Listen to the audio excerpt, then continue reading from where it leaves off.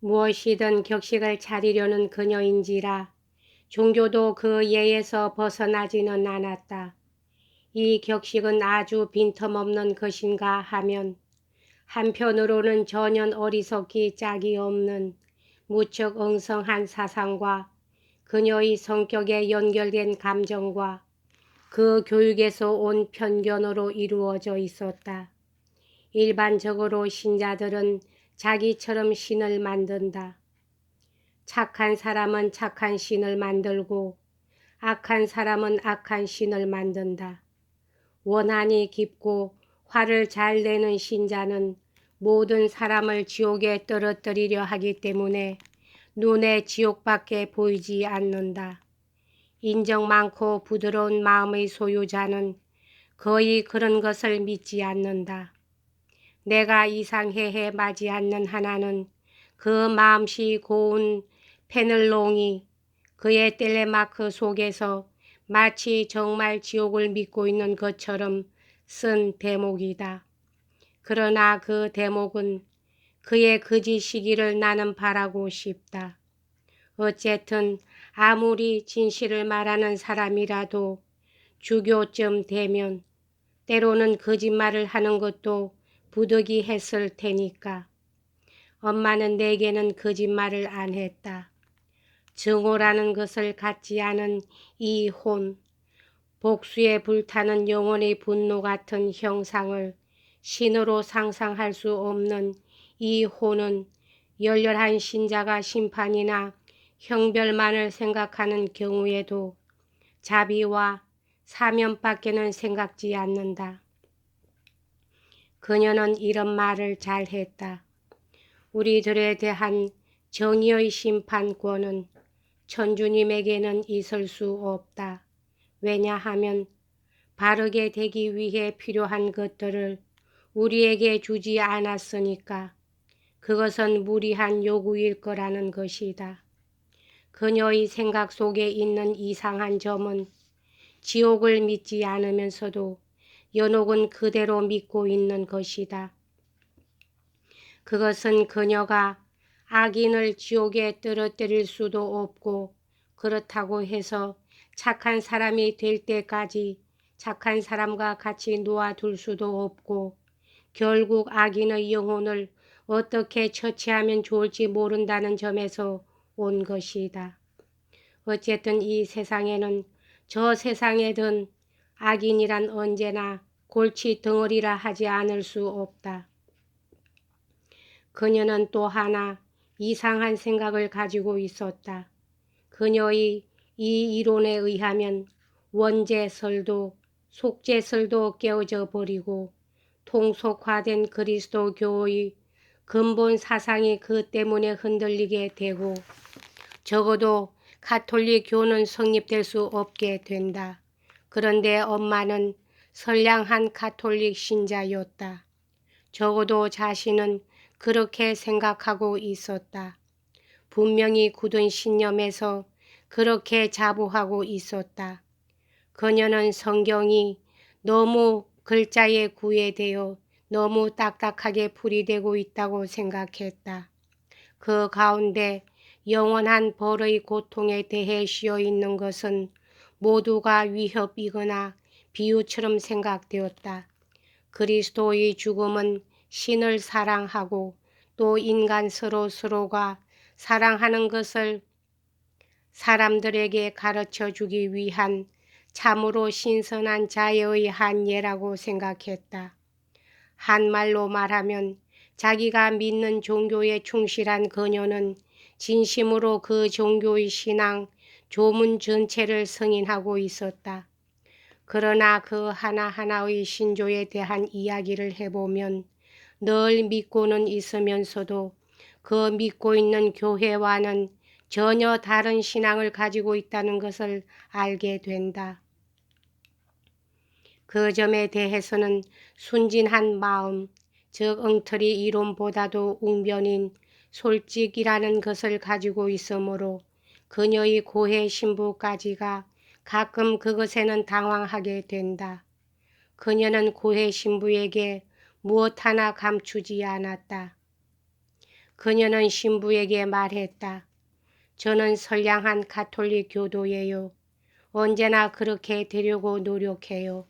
저는 마음을 다하여 성모님의 교회 규칙을 지키고 있어요. 저는 저의 신앙의 주인이 아니라 자신의 의지의 주인입니다. 이 의지를 엄격하게 규칙에 복종시켜 일체를 믿도록 하고 있습니다. 사제님은 이 이상 저에게 무엇을 바라고 계십니까? 설사 그리스도교의 도덕이 아니더라도 그녀는 그대로 따라설 것이다. 명령받은 일은 무엇이든 했다. 그러나 명령하지 않은 것도 마찬가지로 했을 것이다. 안 해도 괜찮은 일도 곧잘 복종했다. 금식일에 육식이 허락되어도 아니 육식을 하라고 명해도 자신과 하느님만은 고기를 먹지 않았을 것이다. 그것도 신중히 고려해서가 아니고 자연적으로 그렇게 했으리라. 그러나 이러한 도덕은 따벨시의 주의에 근거를 둔 것이었다. 그보다도 그녀 쪽에서 이 주의와 반대의 견해를 하나라도 가지려 하지 않았다. 매일 20명의 남자와 같이 자도 양심의 가책은 느끼지 않았을 것이며 욕정에 조종당하지 않는 만큼 망설이는 마음도 없었을 것이다. 열렬한 여자 신자들의 대부분도 그런 점에서는 주저하지 않으나 다만 다른 점은 열렬한 여자 신자들이 자신의 정열에 끌리는 데 반해 그녀는 자신의 궤변 철학에 끌리는 것이라고 나는 생각한다. 다시 없는 교훈적인 이야기라고 해도 좋을 이야기 도중에 가끔 이야기가 그런 방향으로 흘러가는 일이 있어도 얼굴빛은 고사하고 말투 하나 바꾸지 않았을 것이고 모순을 느끼는 일도 없었으리라. 얘깃거리의 성질상 부득이 말을 중단하는 일은 있어도 다시 전과 같이 조용한 말투로 이야기를 계속했을 것이다. 이처럼 그녀의 마음속에는 이런 문제를 시끄럽게 떠들어대는 까닭은 사회가 단속하기 위한 규정에 불과하며 지각 있는 사람이라면 누구나 이 규정을 댈 수 있는 대로 하느님께 거역하지 않게끔 경우를 잘 분간하여 해석하고 응용하고 예외를 두기로 한다는 생각이 뿌리 깊이 박혀 있었다. 그 점에 대해서야 물론 그녀와 같은 의견은 아니지만 솔직히 말해 그런 따위 때문에 바보 같은 짓을 스스로 사서 하는 것도 부끄러워 감히 말을 꺼낼 용기도 없었다.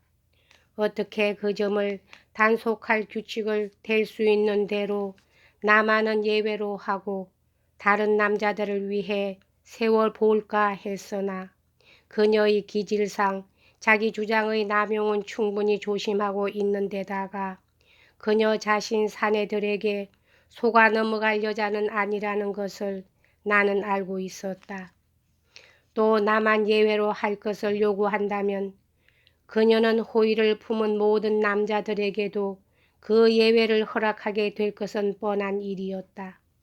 나는 여기서 가끔 그녀가 경솔하다는 점을 들어왔는데 그녀의 경솔이란 그녀의 행위에는 언제나 그의 영향을 미치지 못하는 것이었고 특히 그때는 전혀 그런 기미조차도 없었던 시대다. 다만 나는 그녀의 주의를 충실하게 설명할 것을 약속했다. 그러므로 그 약속을 지키려는 것뿐이다. 그럼 내 이야기로 돌아가자. 죽음의 공포, 죽음에 가까워가는 상태에 대한 공포에서 정신을 안정시키기 위해 내가 필요로 하는 교훈의 전부를 그녀에게서 발견한 나는 안심하고 이 신뢰의 샘물을 퍼올렸다. 지금까지보다도 한결 더 그녀에게 사랑을 쏟고 가능하면 지금 나를 떠나려 하고 있는 이 생명을 고스란히 그녀에게로 옮겨버리고 싶었다. 그러한 그녀에 대한 애착의 증대와 목숨이 얼마 남지 않았다는 확신과 오고 말 운명에 대한 커다란 안심에서 하나의 습관적인 상태가 나타났다. 그것은 무척 안정된 관능적인 것이라고 해도 좋은 일이었다. 우리들의 두려움과 희망을 지나치게 크게 만드는 정념이란 것을 완전히 가라앉히고 내게 남아있는 얼마 안 되는 나날을 불안도 걱정도 없이 아주 즐겁게 만들어 주었기 때문이다.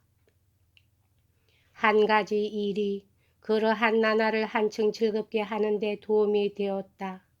그것은 내 힘으로 짜낼 수 있는 즐거운 일과를 전부 짜내어 그녀의 저는 취미를 길러주려는 것이었다.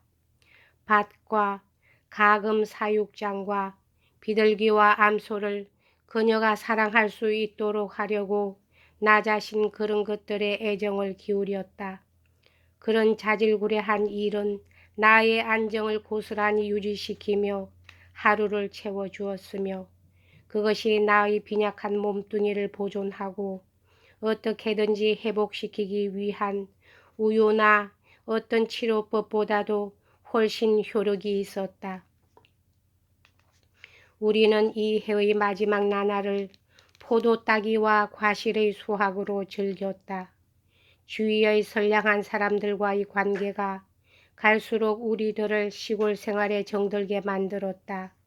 우리들은 겨울이 오는 것을 정말 원망스럽게 생각하였다. 그리고 마치 귀양살이를 떠나듯 도시로 돌아왔다. 특히 나는 다시 봄을 맞이하지 못할 것 같기에 겨울이 온다는 사실을 그것으로 레샤르메트와 영원히 작별을 하는 것으로 생각되었다. 나는 땅바닥과 나무들에게 키스를 하지 않고는 그곳을 떠날 수가 없었고 그 고장에서 멀어짐에 따라 몇 번이고 뒤돌아보지 않고는 못 배겼다. 이미 훨씬 전에 내게 음악을 배우던 제자들도 없어지고 도시의 오락과 사교의 취미에 흥미를 잃고 있었으므로 나는 외출도 하지 않고 엄마와 샬로몽 씨 외에는 누구와도 만나지 않았다. 이 사람은 얼마 전부터 어머니와 나의 의사가 된 예의 바르고 재치 있는 사람이다. 데카르트의 숭배자로서 우주의 체계라는 말을 곧잘 쓰곤 했는데 꽤 착실한 사람이었으며 그의 자담도 유쾌하고 유익하여 그의 어떤 처방보다도 내게는 잘 들었다. 되는 대로 짓거리는 그 되먹자는 답답한 속된 대화처럼 내게 더 큰 고역은 없었지만 유익하고 실속 있는 회화는 언제나 내게 커다란 기쁨을 주었고 결코 이것을 물리치는 일은 없었다. 샬로몽 씨의 이야기는 무척 내 흥미를 끌었다. 그와 이야기하고 있으면 자신의 정신에서 장애물이 제거되면 그때 배우겠다고 마음먹은 고상한 지식을 미리 맛보게 되는 것 같았다. 그의 인품에 대한 흥미는 그가 주장하는 주제로까지 번져가서 나는 그가 말하는 것을 더 잘 이해하는 데 도움이 될 만한 책을 구하기 시작했다. 여기까지 하겠습니다.